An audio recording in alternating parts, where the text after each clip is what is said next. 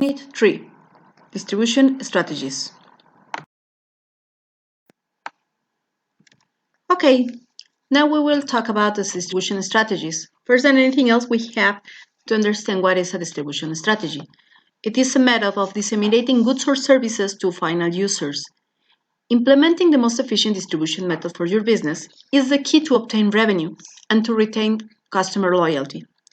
Some companies opt to use multiple distribution methods to adhere to different consumer bases. For example, if you are selling a leather futon and want to cater to people ages 60 and above, you might choose to directly sell products via catalog.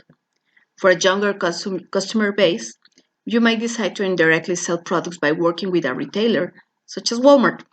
But if you would like to call attention of even younger people, you should use your own website or associate with a website such as Amazon so that you can sell online.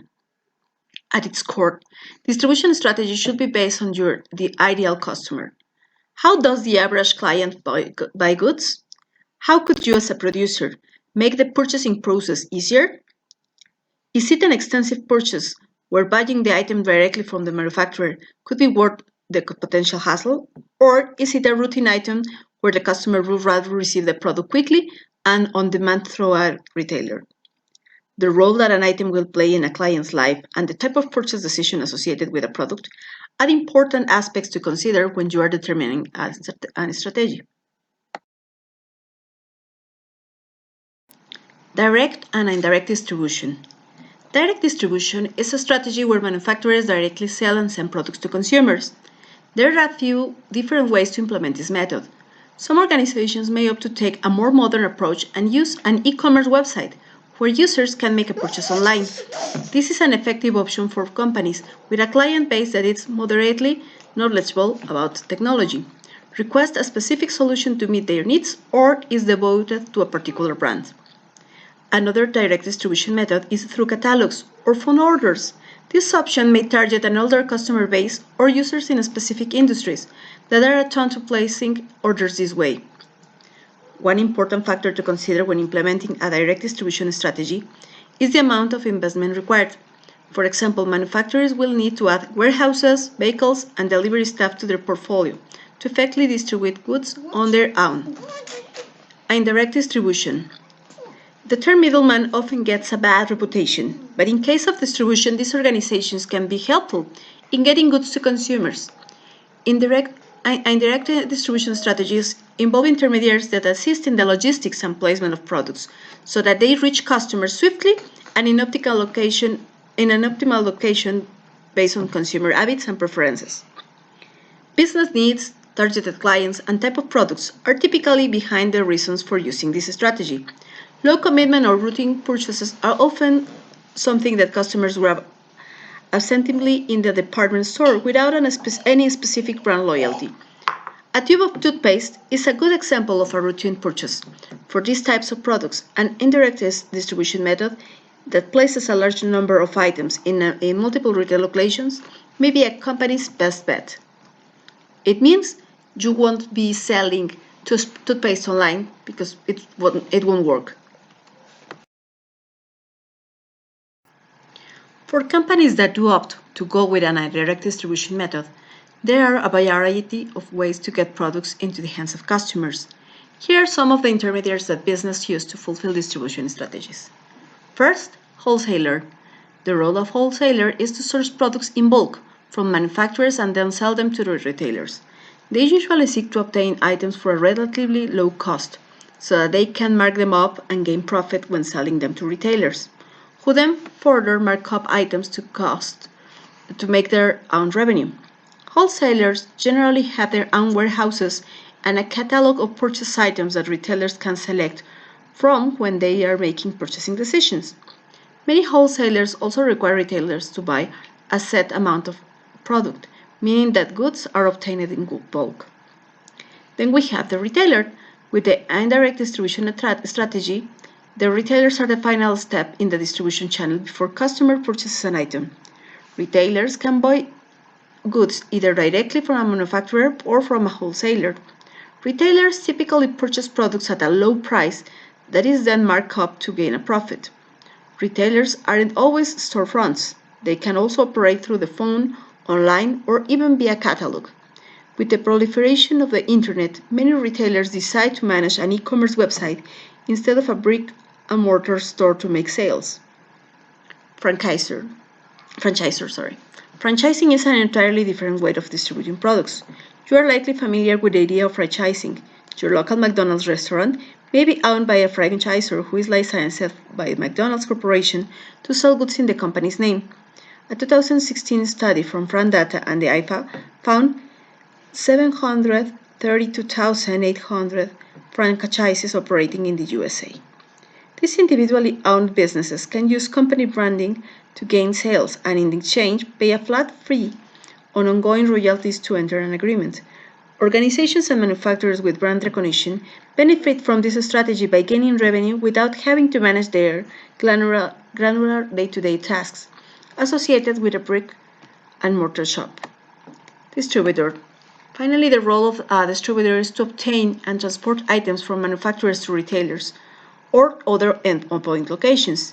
The benefit of using a dedicated distributor is that the manufacturers don't have to deal with the logistics of transport or the cost of maintaining shipping staff and materials. Distributors may also be able to package diverse goods into one entity for sale to a retailer. For example, your company may produce television remotes, while a different organization creates batteries. By packaging these items together, the distributor can create a more attractive, comprehensive product and improve the likelihood of a sale.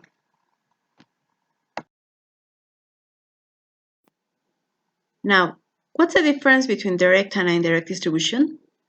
The direct distribution, remember, is a direct-to-consumer approach where the manufacturer controls all aspects of distribution, and this gives companies more control over the whole process. On the other hand, the indirect distribution involves third parties like warehouses, wholesalers, and retailers. Indirect distribution may allow companies to focus on their core business while outsourcing distribution to an expert in distribution. Direct and indirect distribution costs. Distribution cost is the sum total of all those expenses which are incurred by the producer of a product in order to make possible the delivery of the product from its location to the location of the end customer. Thus, for a manufacturer, it includes all those expenses which are incurred to make possible the delivery of the product from its production site to the customer location, whether retailer, wholesaler, or the final customer. An item is manufactured at the production site, say factory, and are then kept at the warehouse for their distribution to the potential customers afterward.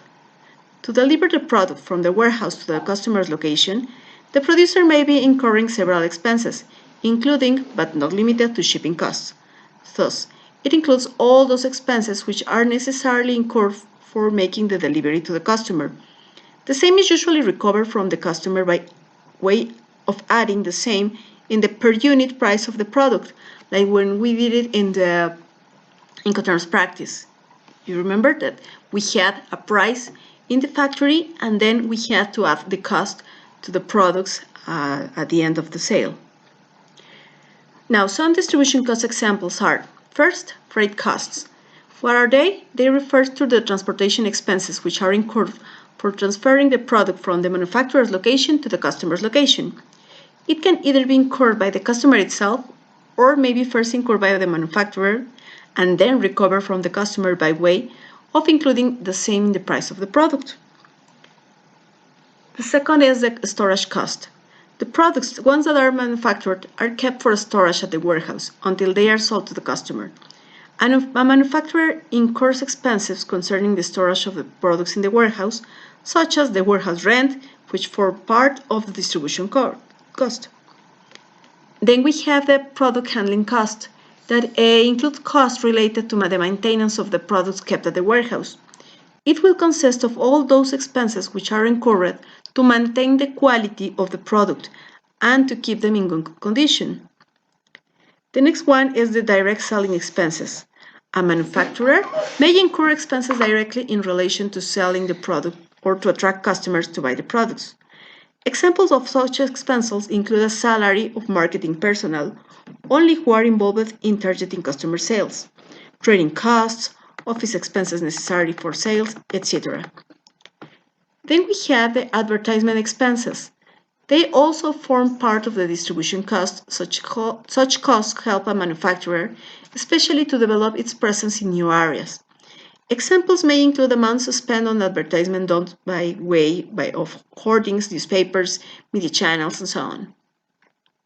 Then we have the managerial personnel cost. Apart from this cost, this may also include other expenses, such as cost of managerial personnel involving warehouse management, packaging cost, and so on. When a manufacturer develops an efficient distribution system, it enables to obtain a competitive edge over others. It is because such a manufacturer will be able to fulfill its delivery commitment to its customers in time and much quicker. The quality of the products is improved by incurring costs such as packaging costs, quality control costs, and so on. The customers can take advantage of better quality products, and the manufacturer enjoys goodwill. The trust of customers is increased when the distribution costs, such as some transportation costs, are directly met by the manufacturer. The costs that are incurred over the distribution network of manufacturers helps it in its customers' building and customer management. It is so because the cost will keep the products look presentable and thereby increase sales. Also, there are several distribution networks one may follow, which will help in the quicker and smooth delivery of the products. If a company engages a proper distribution network, it also helps to target specific audiences and mass audiences. Point of sale dimensions and location. Any errors in location can be very difficult to modify. The factors that determine the location are grouped in two. 1. Factors that affect cost: land, building, wages, transportation, etc. And 2. The factors that affect demand: proximity to the market, services, competitors, etc. Traditionally, one of the determining factors of the competitiveness of a company has been its location, and even though it's true that in recent decades the revolution in transport modes and its reduction in price have significantly reduced the importance of other factors, for many companies they continue to be a priority when choosing a location that favors their development and business success. We have the factors of location and the dimension of the company. For the factors of location, we can mention the access to labor, more or less qualified according to the activity of the company. In this case, for example, HP, the computers company, was planning to locate in Aguascalientes several years ago.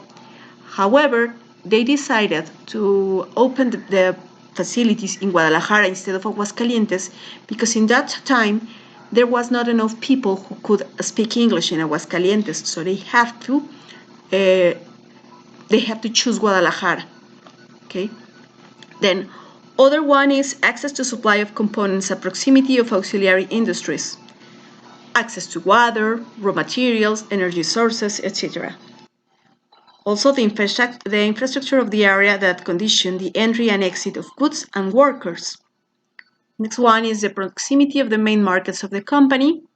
Also, very important, the tax advantages granted by governments to companies that are established in a certain place with the aim of promoting their economic and industrial development. Then, the availability of space and the price of the land, and the proximity of services that the company may need. Obviously, depending on the time of the company, the factors that we have just mentioned will not have the same weight in determining its location. Now let's talk about the dimension of the company. Determining the size of a company is not easy because it will depend on the criteria that we are using. Okay, for some authors, the dimension has to do with the physical size of the company. That is with that of its technical facilities. It is with its greater or lesser territorial presence. For others, the dimension is valued according to the productive capacity of these facilities, which is not always greater when the facilities are larger. In fact, there are very large companies in their physical dimension with few volumes of production and vice versa. The important thing is to achieve the optimum volume of the company, which refers to the best possible combination of a list of available resources, so that it can obtain the production it needs at the lowest cost, thereby placing itself in an advantageous position compared to its competitors. There are several factors that determine the optimal size of the company. but we will discuss and we will comment only three. First, the number of employees, and also the labor legislation that will make hiring or firing easier or more difficult. Then, access to technology, the technology to which the company has access, the type of manufacturing, marketing, etc. Determine the optimal size. For example, the size of a company dedicated to organic farming will not be the same that a company that opts for mechanized agriculture that uses chemical products. And finally, the access to funding sources. The agile and transparent existence in the financial market will make it possible for the company to finance the capital that allows it to grow and expand.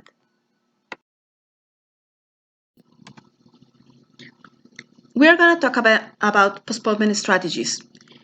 Usually the channels have an anticipated behavior, placing the products before the transaction. What we look for in postponement strategies is to avoid the risk of not being sold or some extra cost, such as storage or distribution. They can be time postponement or for postponement. Time postponement is what we are going to talk about in this slide, allows reducing loss of products and managing stock. Pre-sale is one of the most common examples, and that is done when the sale is made prior to the delivery of the product in the shortest possible time. An example is when a company is building new houses and they offer that you will get a better price if you buy in pre-sale because the house does not exist. You are investing money in a house that does not exist yet. So you are giving them some resources so that they can build a house, but also they are sure that you are buying their product.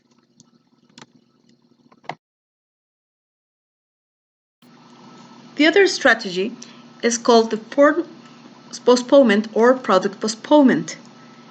It allows reducing product returns and offers efficient customer service. In this postponement, a total confirmation of the client's preferences regarding their product is expected. To finish, it's being made to measure. Okay, like for example, a wedding dress.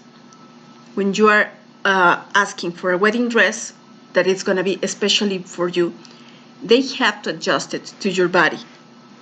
Okay, it's exclusively for you, for your body, for nobody else. Which is the better channel? The one that allows combining the two postponements efficiently, with a period equal or even less than the competitors.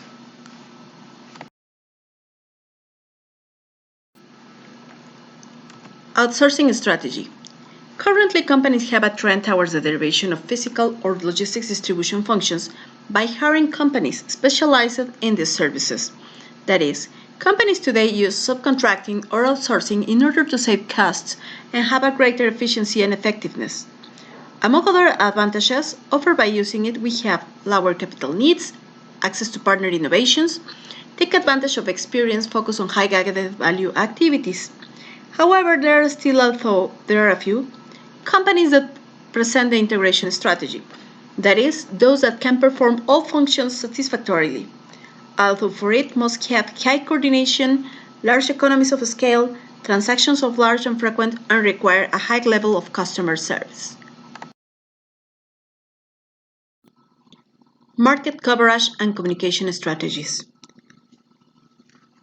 Market coverage. First, we have to ask, does the profile of existing customers match your target market profile? Is the number of customers big enough to meet the required distribution penetration? Is the existing sales force big enough to cover the territory? Are they dependent on a single individual? Are the existing delivery fleet and warehouse facilities adequate? These are the questions that we have to reply if we want to know if we are having the correct market coverage we are looking for. And we also have three different market coverage strategies. First, the undifferentiated marketing, where the goal is to focus on the most common needs of consumers. The second one is the differentiated marketing, that is specialized for each individual target market. And finally, the concentrated marketing, that focuses on a section of the marketplace. Market coverage distribution. There are three types of market coverage distribution: intensive, selective, and exclusive. Intensive distribution means that as many available outlets as possible hold these products. for example, chocolate, newspapers, bread. Intensive distribution will meet convenience for the customer and increase customer satisfaction. The sale of groceries in petrol and service stations is an example of how intensive distribution has grown. Their key characteristics include maximum number of outlets covered to maximize availability, target outlets in as many geographical regions as possible, consumer convenience products, high number of purchasers, high purchase frequency, also impulsive purchase and low price. Then we have the selective distribution that is different in that some products are only available from some outlets. For example, electrical appliances, certain brands of clothes or fashion products, and their key characteristics include that they are medium level of customers but likely to be significant, less intensive distribution of outlets, and retailers may require specialist knowledge. Shopping-based products, medium number of shoppers, the purchase is occasional, and the purchase is more likely to be planned, and also the price is medium. And finally, we have exclusive distribution, where possibly only one outlet in a certain geographic area supplies a product. This method of distribution usually relates to specialist products, for example, special cars, specialist clothing, etc. Often exclusive distribution is relevant to niche products. Their key characteristics include relatively few customers, limited retail outlets, close retail and consumer relationship, special products. This is an infrequent purchase. It's a high involvement and planned purchase, and of course the price is high. Communication strategies. A push strategy promotes a product or service to retailers and wholesalers in order to force the product or service down the distribution channel. A pull strategy involves communicating with the final customer to attract them to the retailer or distributor to purchase the product.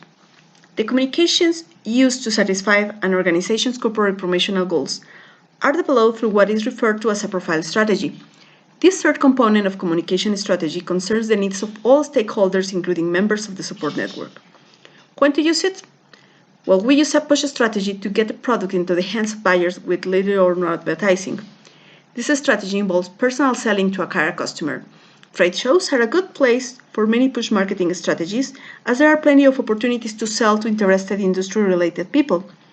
The characteristics of the push strategies is that the product categories where there is low brand loyalty, where many acceptable substitutes are available in the market, relatively new products are to be launched, when the brand choice is often made in response to displays in the stores, how much I see the product in the stores. The product purchase is unplanned or on impulse. The consumer is familiar and has reasonably adequate knowledge about the product. We use a pull strategy when marketing efforts are directed at the ultimate consumer and consumer promotions such as a consumer contest, sweepstakes, rebates, coupons, free samples, consumer premiums. This is what we use. If this strategy is also chosen to include advertising, then there are large advertising expenditures. The characteristics of a pull strategy is that the product demand is high. It is possible to differentiate the product on the basis of real or emotional features. The brand consumers show high degree of involvement in the product purchase. There is reasonably high brand loyalty, and consumers make brand choice decision before they go to a store. And finally, the profile strategy is when you want to target a rank of stakeholders, but by using different messages for each one. The characteristics is that to build awareness, perceptions, attitudes, and reputation using public relationships, sponsorship, corporate advertising, and internal marketing tools. In international markets, the nature of the market structure that already exists may determine the degree to which push, pull, and profile strategies are used. This is likely to mean adopting different strategies for different markets. Some are highly fragmented, while others are concentrated. Vertical and horizontal marketing system. Businesses often struggle with marketing strategies. While most people presume marketing is an easy concept, the approach has to be suited for the specific business and the target market. There are various approaches that can be incorporated in a bid to attract the right consumer, hence maximizing on profits. These include horizontal and vertical marketing systems. Although both are marketing systems, the approach to the market is different. What is vertical marketing system? This is a marketing system that aims to attract and reach businesses operating in the same industry. The three components of the vertical marketing system include the manufacturer, the wholesaler, and the retailer, whereby the role of the wholesaler is to purchase the products from the producer and distribute to the retailer. These three work together with the intention of profit maximization. For instance, a water pumps manufacturer sells the goods to water pumps contractors, as well as the installers. The vertical marketing system is divided into corporate vertical marketing system and contractual vertical marketing system marketing and administrative vertical marketing system. The corporate vertical marketing system is a system whereby one member of the distribution chain manages all the elements of production and distribution, hence owning all the members. The contractual vertical marketing system is common in franchising. This is a system whereby every member works independently, integrating activities on a contractual basis. Profits are hence earned while working in isolation. Then, administrative vertical marketing systems are the activities influenced by the power and the size of the members. The powerful member hence dominates activities of the others. Now let's talk about the horizontal marketing system. This is a marketing system whereby businesses, which are at the same level, join together to gain economies of scale. The businesses combine resources such as marketing, distribution, production, and even human resources in a bid to maximize profits. With increased market competition, this marketing system has, in the recent past, gained popularity. Horizontal marketing systems can be a collaboration between manufacturers, wholesalers, and retailers. Examples of companies engaging in horizontal marketing systems are Johnson & Johnson and Google, whereby they too have joined hands with the intention of creating a robotic-assisted surgical platform. An advantage of the horizontal marketing system is that it focuses on broader audiences, as opposed to specific niches. It is also time-saving, as less time is spent on creating content, as it is not personalized. The similarities between vertical and horizontal marketing systems is that both offer great platforms for companies to thrive and grow.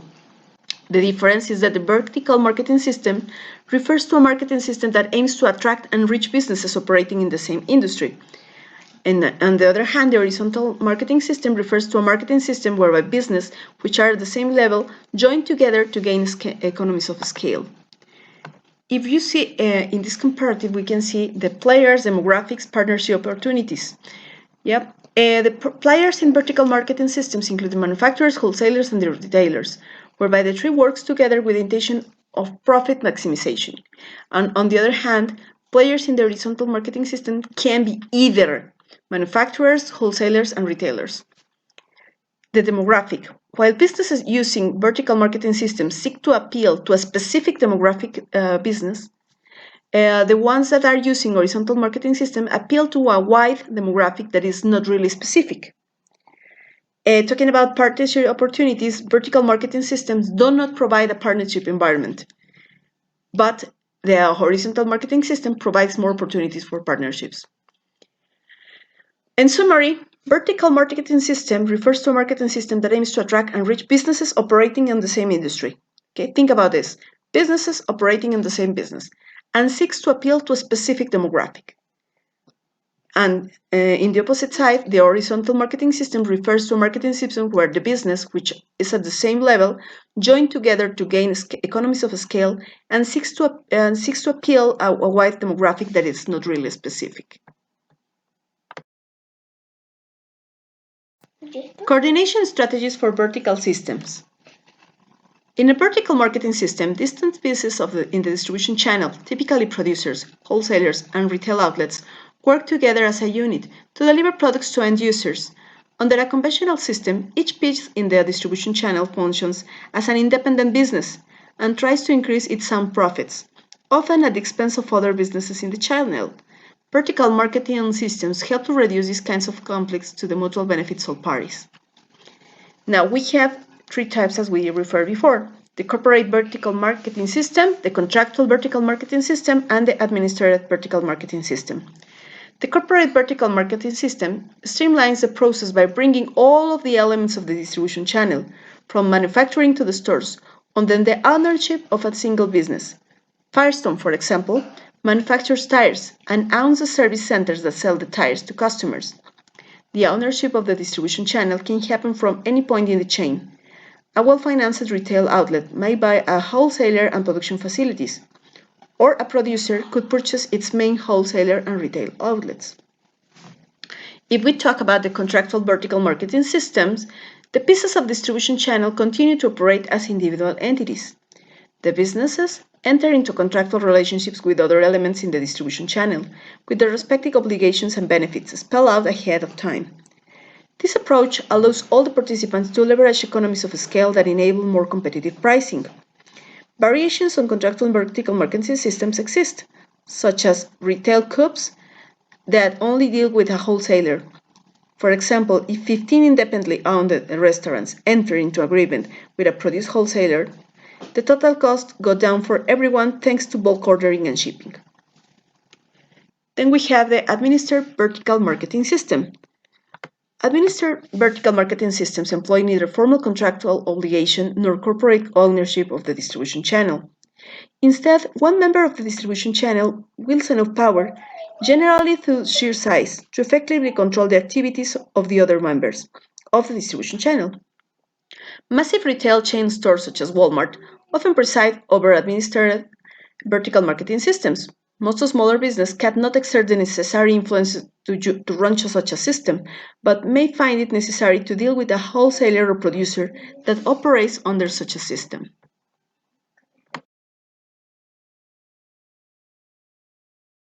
Activity 3. For this activity, you will have to work with the same team that you have been working since activity 1, and in fact, you will work with the company that you used for activity 1, okay?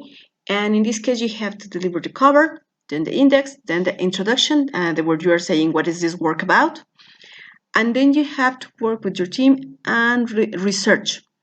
There are 8 questions to answer.